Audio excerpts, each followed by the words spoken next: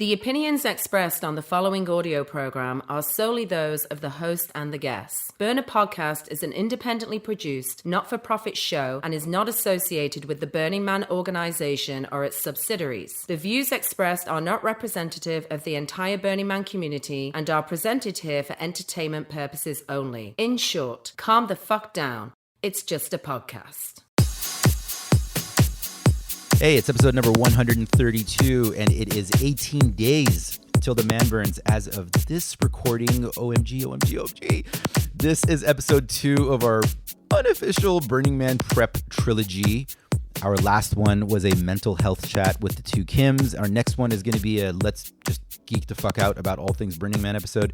But today's show will be more focused on your physical body, the things we do to them, what we put into them, what we pull out of them. Listen, I don't want to talk too much about that last one, but I will for you, dear listeners. We have no shame here at the Burner Podcast corporate offices. I am sitting across a gentleman I've been eager to interview for quite some time. That's event medic Richard Gottlieb, whom some of you boo-boo collecting festival hoppers might know better as Wolverine. Or vice versa. I don't know how you introduce yourself when you're patching somebody up. Howdy. I've attended and volunteered at many events and regionals, and I've just kind of gotten used to hearing Wolverine mentioned on the radio as just like a normal part of my festivaling experience, right along with waking up in a hot as fuck tent, ready to piss like a racehorse while too dehydrated to compute what day of the week it is. If I'm doing my math here right, correct me, Wolverine has been providing some sort of medical service to Burning Man and burner populated events for 15 plus years. It's getting there, yeah, very quickly. That's there, which is more than many of us have even been burning. So to say Wolverine is a bit of an expert on festival and burner health topics would be a pleasant little understatement. RGX Medical Services, like 30-ish events a year. Is that right on average? Yeah, about 30 events a year in 3 countries. Nice. Wow. And I can personally attest that the majority of the events that I have attended in my illustrious burner career, Wolverine has been either working or volunteering in some capacity. He's been recommended multiple times over the years as an interview subject for this show. I often opine that for some burners, the drug of choice is just like rail after rail of responsibility. So it actually makes complete sense to me that in all the years that we've been poking around making this interview happen, the moment when it finally does happen is the one where I reach out to Wolverine and ask if he can regale our audience with some physical health and safety advice on the eve of what will undoubtedly be a historic milestone in the history of that thing in the desert. So basically I was like, hey, Wolverine, do you have 2 hours downtime so you can work some more? And he's like, yeah, sure. Rest is stupid. It's a rare occasion. That's my impression of you. Sleep deprivation is intoxicating. It's depping. I can dig it. We're gonna get to know Wolverine a little bit. We're gonna get into various health and safety tips just in time for our first Burning Man since the pandemic lockdown. And for those of you who have their Narcan just sitting there and have never even looked at the directions, me, when I say you, I'm talking about me. We're going to do a little primer at least to get some of the basics downloaded into our listeners so that in the unfortunate possibility that you need to use it, you're not going in completely blind. And after the chat, after our conversation, we will be treated to a lovely set by the lovely and beloved Pumpkin. We've had multiple guests request sets from Pumpkin to be connected to their interviews, and we've had one of his sets featured on one previous episode of the show, which was episode 92, which was an interview with artist Debbie Cable. Pumpkin had very, very close ties to Wolverine's community, and Pumpkin's energy feels exactly perfect to be paired with today's conversation. So stay tuned after the chat for a beautiful set from Pumpkin. But first, get your first aid kits ready. Make sure you know where your Narcan's stashed. Today's episode is entitled Unfuck Your Burn with Wolverine. I go by Mr. Arash, even though nobody calls me Mr. Welcome to Burner Podcast.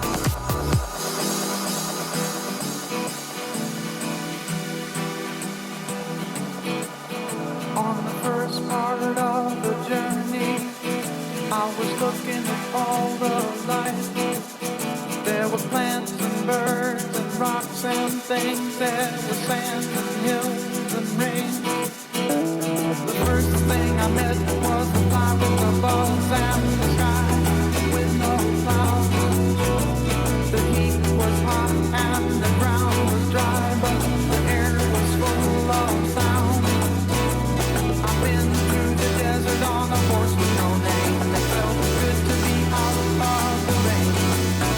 In the desert, you can't remember your name, 'cause there ain't no one for to give you no name.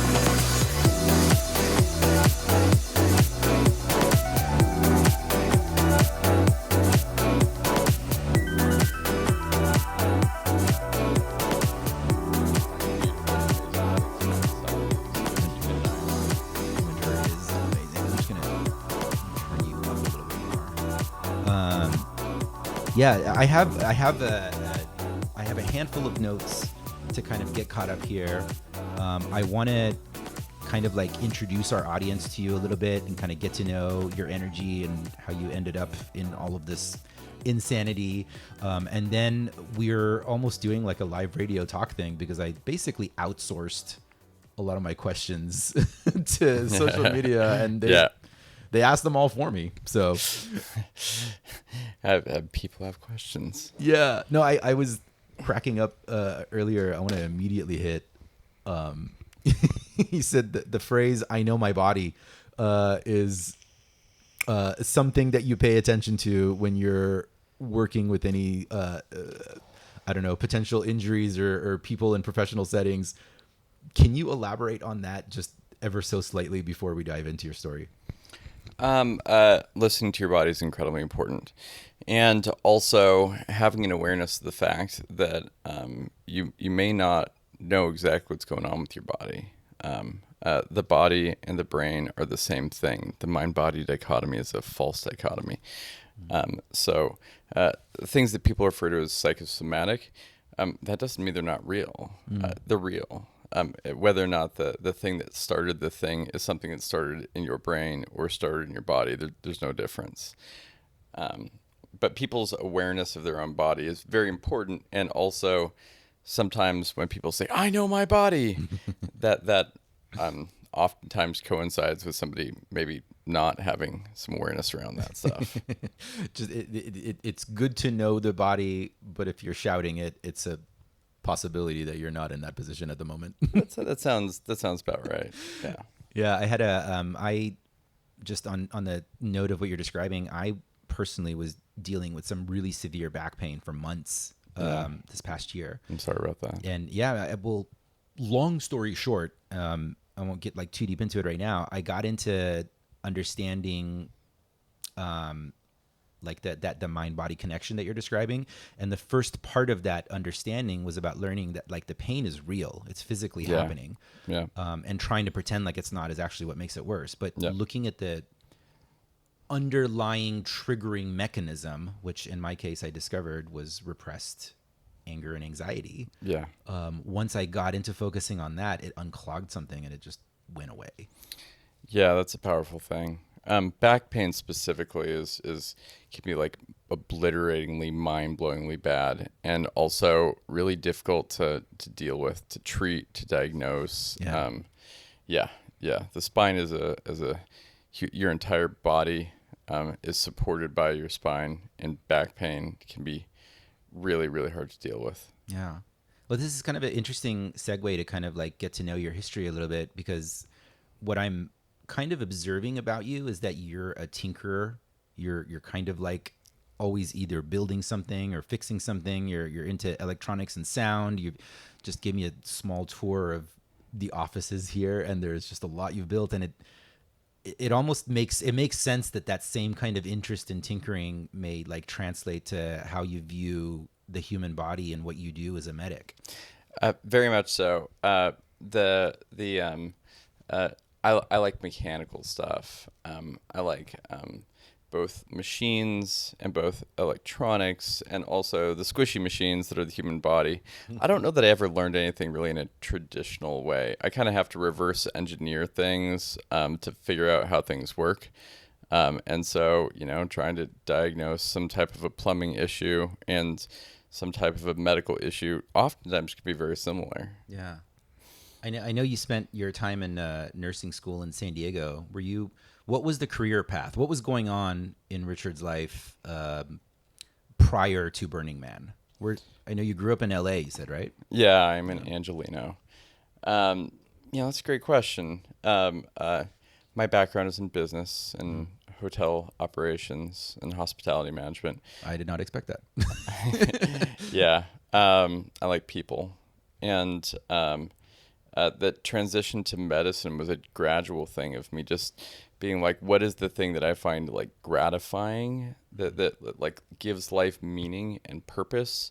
I should keep refocusing my energy and effort onto that. And so it just kept moving away from business and towards medicine, and less managing spreadsheets and bottom lines and revenue forecasting, and more like taking care of people, and just kind of transition this way over the course of my life. Yeah. It's a beautiful thing to be able to do this. I also got to understand more and more how the traditional medical system is very difficult to navigate, and I want people to be able to experience what healthcare, like holistic well-being in healthcare, what I think it should look like.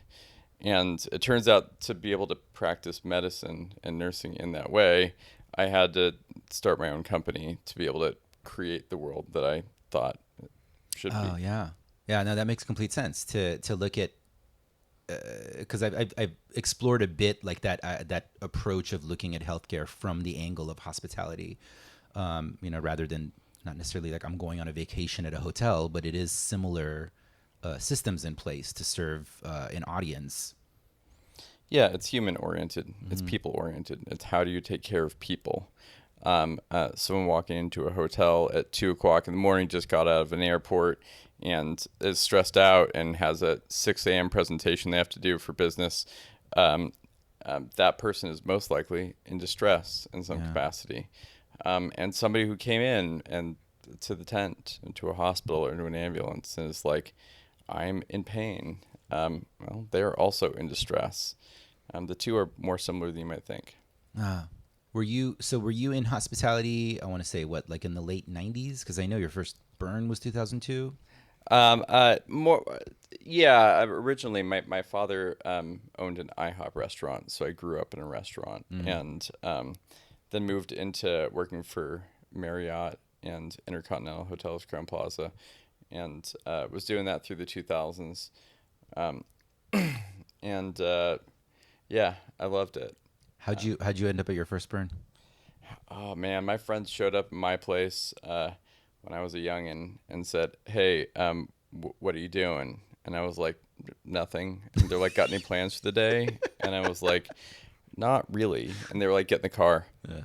And somehow they drove me 600 plus miles to the Black Rock Desert, and we're like, "Here we are." And I'm like, "This place is cool." Oh my gosh. Okay. I mean, I have questions. Did they prepare your survivals, or were they pranking you? I mean, certainly yes to the second one. Yeah. I showed up out there and I was like, I enjoy this. I like camping. I didn't grow up camping. And so I just showed up out there and figured it out. One of the initial things that got me into medicine, and when I originally got my EMT many, many years ago, was I worked at Mountain High in Los Angeles for some years as a ski patroller and doing mountain rescue, and doing wilderness medicine has always been incredible. Yeah. Yeah. Did you, was there, I'm kind of like seeing like this like running theme of the overlaps of like the different things that moved you. Was there, and I'm wondering like where that was at the burn. Was it like, if you think back to your earlier burn experiences, was it the building and tinkering part that attracted you? Was it the community building? Like, what was it that was sparking a desire to go back? I like deserts and I like camping, and I love radical art. I love culture jamming and people who are irreverent. And so, yeah, much of my initial draw to Burning Man was drive by shooting ranges, blowing shit up in the desert and doing silly stuff. Yeah. The burn of yesteryear. Yeah. I know 2007, you said, is when you started working for Burning Man. Is that correct? Yeah, I was involved doing initially volunteering for the Emergency Services Department, and then very quickly got a field promotion, and they were like, would you like to be a supervisor? And rapidly responsibility picked up. Yeah. And I enjoyed that a lot. I had never been to a festival prior to, I think, 2009. Burning Man doesn't really count. Yeah. And I think around then, my friends convinced me to come out to Lightning in a Bottle. And I was like, I don't really want to go to that. And they said, well, I got a text message saying they opened up one-day passes for Sunday only for like $60. Come hang out with us. And I was like, fine. So I showed up, and my friends were like, it's great to see you. And I grabbed pizza with them, and they showed me where their camp was, and then they went back and passed out because they had been raging since Thursday. And so I was sitting there at the festival, and I was like, okay. And I'd like listen to some music at the live stage, and I was like, I'm not sure what to do with myself. And I stopped by the first aid booth, and just to see what they were doing. Right. And they said, hey, would you like to help? And I was like, sure, that sounds good. I was like, do you want to see my medical license? And they were like, don't even worry about it. Just get behind the table and start treating people. And I was like, okay. And then 45 minutes later, the guy who said hello to me was like, okay, I've been awake for 36 hours straight. I'm going to go take a nap in that hammock back there. Get me if you need anything. And next thing you know, I was suddenly treating patients at a festival that I had just bought a ticket to. And you went all through the night into the morning, got to experience my first, what I refer to as green dots, just people who are having intense psychedelic experiences.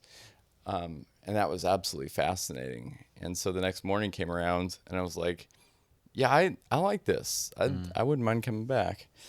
Over the course of time, started doing more festivals and volunteering, doing thousands and thousands of hours of just showing up, and somebody handed me a radio and being like, cool, you're it. Yeah. And it was great.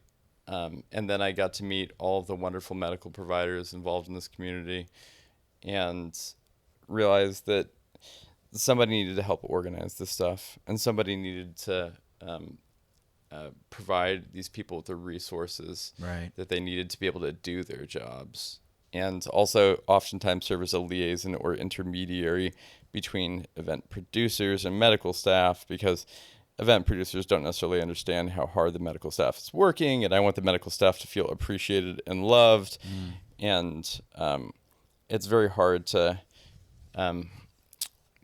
put a dollar amount on what is the value of a physician who has come out and volunteered their time to come out and help and support this community. Right. And, make sure that they feel appreciated. And when they show up to the coffee booth and they're like, I would like a cup of coffee, the person at the coffee booth is not like, who are you? Volunteers are technically not allowed to get free coffee. You have to pay for it. Yeah. So I try and get in the middle of those interactions and be like, Dr. So-and-so, this event loves you, and these people love you, and they would love to give you all the free coffee that you would like. And then, turn around and talk to the other folks and be like, these people need coffee or people are going to die. Are we clear about this? Make sure everybody understands what's going on. Yeah. I'm almost like imagining as like the ligaments that ensure the joints are moving, fluidly. Yep. Trying to just make things smooth. Yeah. And it's just, that's a big chunk of leadership, is really like being able to organize logistics, and then also remember like the emotional sides of how people connect, because the more fluid people are feeling, the better they're going to be at their jobs. Yeah, absolutely. I'm thinking about, like, I mean, the story of them just kind of like tossing you back there to start working is like equal parts beautiful and horrifying. You know? Yes. That's a good way to describe it. At the time, again, event producers are doing everything they possibly can to make sure that people have what they need. And also, it's kind of mind-blowing that the level of need that is present. The beautiful thing about I noticed with this community that this is not just emergency medicine first response. A lot of what's going on is not, oh no, there's an emergency, lights and siren, woo woo, ambulance, go to the hospital. There's some amount of that. People fall out of trees. But there's a whole lot of, it's really, I view it more as like the festival community clinic. There are a lot of folks who don't have health insurance. And so their only interactions with medical providers is by way of these med tents at these festivals. Wow. Maybe they've had negative experiences in the past with medical providers. Maybe a distrust of the system. Maybe they don't have insurance, so they can't pay for stuff. So I some years ago had someone come into the tent and say, hey, I was just diagnosed with breast cancer. I don't have insurance. I'm not sure what to do. And I was like, well, thanks for coming in. Come on, have a seat. Let's chat about it. And we spoke for about 2 hours, and we talked about the disease and about possible diagnoses and prognoses and what treatment options might look like, and resources, like community-driven resources. And at the end of it, that person walked out and said, thank you. I said, hey, you're welcome. Thanks for coming in. And that's a lot of it. A lot of it's really just providing an opportunity for people to have a really comfortable, compassionate space that they can walk in and talk about what's going on with them. Yeah. Wow. So, I mean, basically hospitality. Yep. That's In life. many ways. Just people. Yeah. Would you be able to share one interesting thing in your observation of all these years, kind of seeing like where it started back then? Obviously, all these festivals and stuff that we attend, like there's so much, more organized now than they were like back when you began your experience of it. Is there one particular thing that pops out to you as a defining factor of something that has changed dramatically in how we used to do these things versus how they're kind of run now as we've like become more established?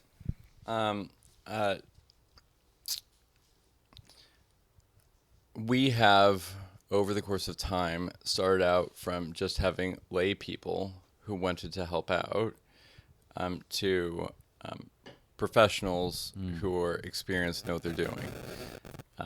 Back in the day, with Burning Man, they started with the Rangers, the Black Rock Rangers. And they're just folks who are there to help. So if you got your car stuck in the mud, they'd pull your car out. If something was on fire, they'd grab a fire extinguisher. Right.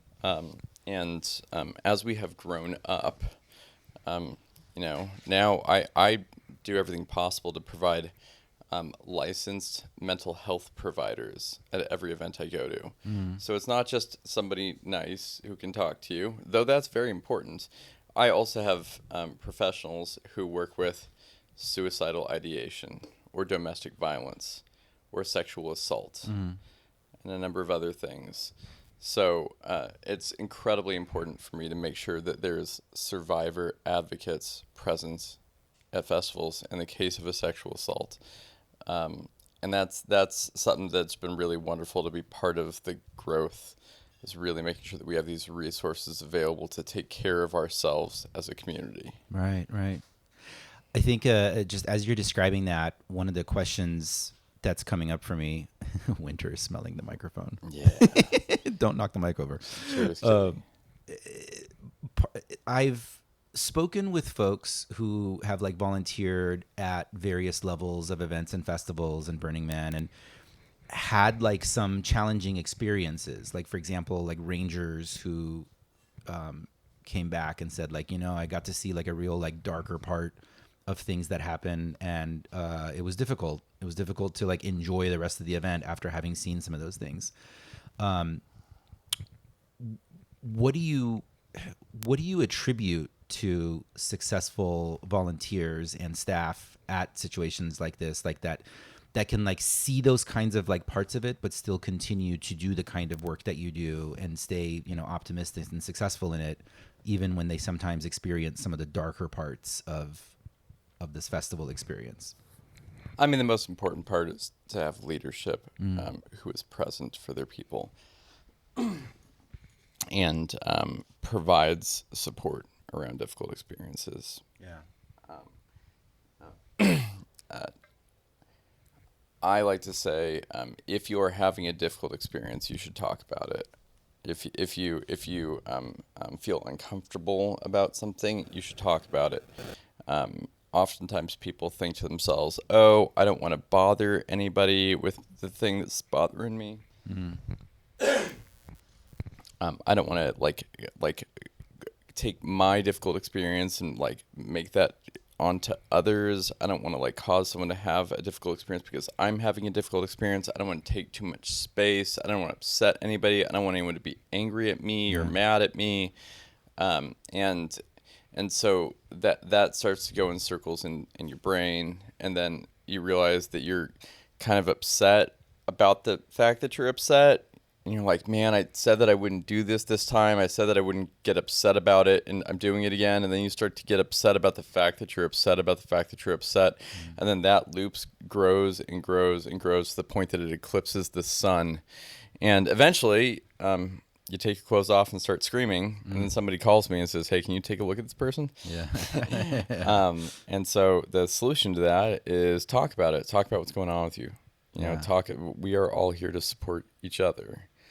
A difficult psychedelic experience and a difficult existential experience and just being a human, they're all really the same thing. Absolutely.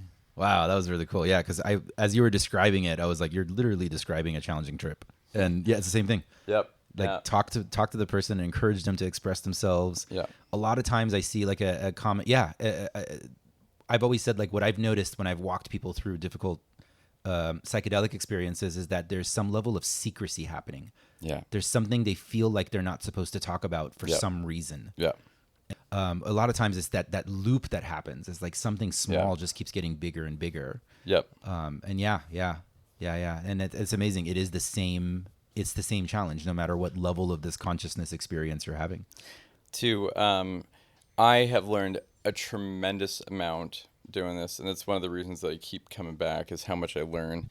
But getting to see a powerful psychedelic experience where somebody is looping repeatedly on a phrase or concept, and they're not part of our consensus reality in that moment. Getting to see that and then watching them come back in that process makes me realize that I actually get to see that all the time with people who are sober theoretically and just having life, and people around me are constantly in distress in ways that are much more subtle, and trying to hold space for their experience is really quite similar to holding space for somebody who's naked and screaming. Yeah. Tell me about when you founded RGX. Oh, it's been a process. It's been an ongoing evolution. I never started out and said, I would like to start a medical company. I would like to start a company that provides comprehensive mental health, and harm reduction to a community. I was just like, I like doing this. This is fun. And I like hanging out with my friends. I've got cool friends who like doing this.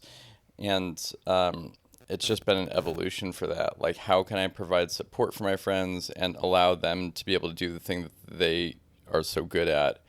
And it just came to pass. Yeah. Little by little over time. Yeah. If I wanted to make a bunch of money, I would have chosen another option. At this point, I was like, there's this thing I love. How can I figure out how to do this and pay rent? Yeah. No, I mean, a lot of the best ideas that end up being driven by regular, consistent passion and good community tend to come from that angle. Yeah. It's. I wake up every day and I feel like I won the lottery. I'm like, I must have been a super nice guy in a prior life. I must have done something really awesome because I don't understand what I did to deserve the beautiful, beautiful, beautiful life that I have and the incredible friends that I have. Like, I got lucky. That is beautiful, man. Well, you know what I'm going to do is I asked the community to kind of give me some ideas of kinds of questions to ask you that are particularly interesting to the community right now in regards to health and safety. Yeah. So I'm going to ask those, and then some of those may inform more questions that we'll ask about you. Sure. Yeah. So let me take a look here. I'm pulling up my notes. Let's hit Narcan first. Yeah, that's certainly topical. Yeah, it's extremely topical. There have been a lot of like lovely people that have handed out Narcan packs, and like that's how I obtained mine. Yeah. And it's sitting in the center console of my car. And I guess I didn't realize that I did this, but I totally put it there and thought, okay, well, there's some people around me that have done the training, so if at some point something happens, at least I have it and we'll figure it out. And then some time passed by, and I realized that I never actually followed through with the thing. Yeah. So that was one of the inspiring factors to make this podcast happen, is that I wanted us to kind of do like a primer. Yeah. No, that's great. So here's the deal. Everybody wants to help, and everyone wants to feel like they can do something. And putting Narcan in somebody's hand definitely is a tool to help, or at least give the people the ability to help. Narcan, which is naloxone, is the name of the drug. Narcan's a brand. Naloxone is the antidote to an opiate overdose, right? Be that Vicodin or heroin or fentanyl. What naloxone does is it essentially it binds. It's a receptor. It binds to cells and essentially knocks out the opiate from the cells. The thing that kills you with opiates is not that they're inherently toxic, neurotoxic or something. It's that they just cause you to slow down your breathing to the point of potentially stopping breathing. And if you stop breathing for a little bit, you don't start again. That's the problem. The cells in your body will die without oxygen. It's required. And so for something like big spinal muscle tissue, like your leg, those cells can last for about an hour and a half before they start dying off. And something like cardiac muscle tissue, like the cells in your heart, those things will go about 45 minutes without oxygen before they start dying off. And brain cells will go more like 10. So the issue here is you got to go with like, okay, well, what about the other? Who cares about the other things? Like brain cells dying is a problem.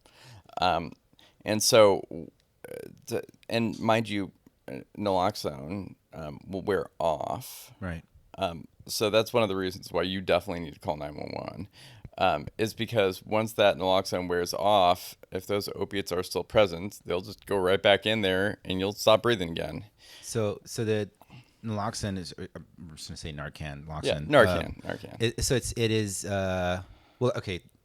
Silly question. Are there other brands of naloxone that we might have access to randomly? I mean, Narcan's the name brand. I'm not familiar with any other particular name brands. Most people refer to it as Narcan. Okay. So for the purposes of this conversation, we'll call it that, Narcan. Yeah. And so what you're saying is that the Narcan needs to be used, and then we need to immediately get medical professionals involved because we don't know how deep the effect is of the opioid. Yeah, arguably you should call 911 first, right? 100%. You should call 911 and get somebody to call 911. My concern is that somehow the administration of Narcan will delay somebody contacting emergency services. Right. And they need to be on their way. Because some of the thought processes that they're having is, are we going to get in trouble? Correct. And you are not going to get in trouble. If somebody is experiencing an opiate overdose, the correct thing to do is call 911. You're not going to get in trouble. They're not going to get in trouble. And who knows? Like if you're running a meth lab out of your basement, then, maybe there are consequences possibly. But realistically, no. Like 911, like medical providers are not going to call the cops because they're aware that somebody is intoxicated on a drug. What about on playa? What would be the protocol in that situation? So on playa, the number one thing to do is you should the effective call 911, which is like get somebody to help. Like on playa at Burning Man, there are medical professionals who are there waiting to go on radio. Grab somebody at your camp who has a radio. Have them call Black Rock City Emergency Services Department. You don't want to delay that under any circumstances. Here is the really most important thing to know, in my opinion, about the Narcan thing, is you should take a CPR course. Yeah. You should take a CPR course, 100%. CPR is real simple, real easy, and if somebody is not breathing, the correct thing to do is start CPR. They changed the CPR protocols. It used to be like, check and see if they're responsive. Tap them on the chest and be like, hey, buddy. Nothing. Okay, see if they're breathing. Stick your mouth up to their ear and look at their chest for 10 seconds and see if you can hear them breathing. You can feel their breath on your ear. Look for chest rise and fall.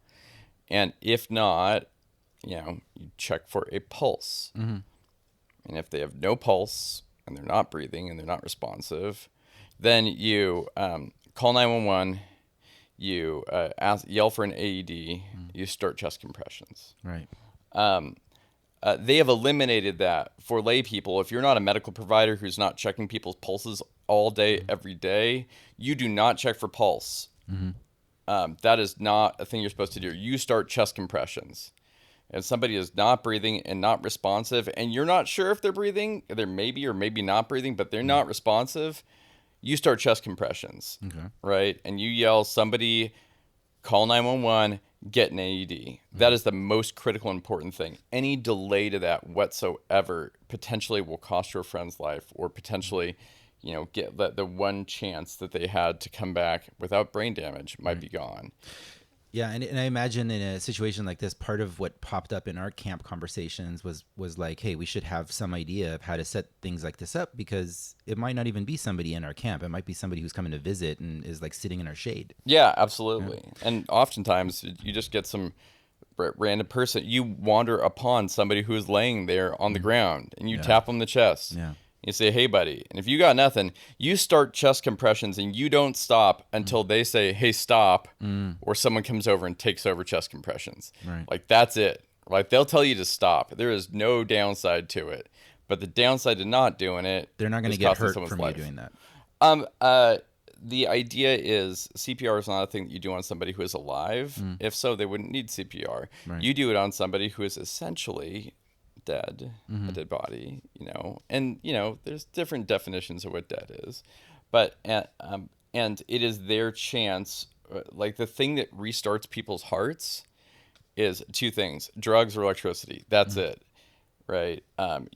Shocking them or give them drugs. The thing that the chest compressions do is keep oxygen moving through their body, so their brain cells remain alive till somebody shows up with electricity or drugs to fix it. So Narcan is incredibly important for medical professionals, certainly dealing with opiate overdoses, but that's like in conjunction with chest compressions. Right. So you're saying is that if we see, and let's say we don't even know what the person took, we just see somebody's like not waking up. What you're saying is that the recommendation is to start chest compressions rather than like sticking Narcan in them. It's follow the CPR protocol. Check for responsiveness, check for breathing. Right. If not, start chest compressions. Give them Narcan too, but like that's secondary. If somebody is experiencing an opiate overdose, they are not going to die from a lack of Narcan. They're going to die from a lack of oxygen, and the way that you get oxygen into their body is chest compressions. Chest compressions keep their heart, effectively mechanically operate the heart to keep the heart going and keep blood moving and move oxygen through the body. And also it's squeezing somebody's lungs up and down, which is opening and closing there, which is moving air in and out of their body. Right. That is the thing that you need to be concerned about.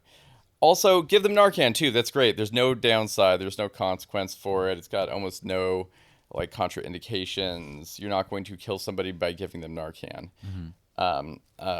But that should not be, give them Narcan, someone who's not breathing, give them Narcan and then wait to see if they start breathing. Yeah. Like critical seconds are ticking by. Right. So, I mean, what I'm hearing is chest compressions, give them the Narcan, get fucking help ASAP. Yep. Yell for the help as you're doing it. Yeah. You don't want to give somebody Narcan and not initiate a 911 call or a contact with emergency services. Yeah. Somebody like the cavalry needs to already be on their way. It's going to take them a little bit of time to get there. So don't wait. Call them first. They can show up, and if that person's like, "Hey, I'm good," then they'll be like, "Okay, cool." Someone's like, "I'm better now." That's great. They're not going to forcibly take somebody away against their will, but don't be the person who didn't call 911 because you weren't sure. Yeah, that's really excellent advice, because I feel like it almost feels like in some of these conversations that I'm hearing about Narcan, it's starting to spread like this urban myth that it's like a magic pill you can just plop in and it saves everything. Exactly. But it's like, but it's one of the 3 attacks that we should be doing simultaneously on a person in distress. Yep. One of many things. Yeah. But at the end of the day, if somebody's not breathing, they need oxygen. Yeah. Is the actual application so chest compressions, is that something that can be taught on a podcast, or is that like you would say CPR training? You should take a CPR course. Yeah. It's really quick. It's really easy. Go through the AHA, the American Heart Association CPR. But the key thing is hard and fast, 100 beats per minute. Yeah. They oftentimes say the Bee Gees staying alive. That's about 100 beats per minute. But hard and fast. Mm-hmm. That is the way to do chest compressions. Yeah. And you don't need to stop for breathing or give them breaths.